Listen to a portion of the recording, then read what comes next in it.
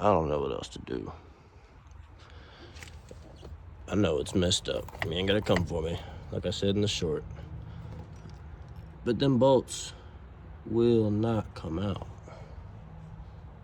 I messed up first by taking the rotor off, so now I can't hold the brakes down to keep that from spinning. Ain't got no brake fluid in there anyways, so it won't work. I don't know what else to do. I'm stuck.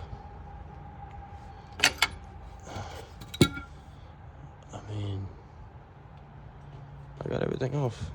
Get that off. There. Even got my strut disassembled.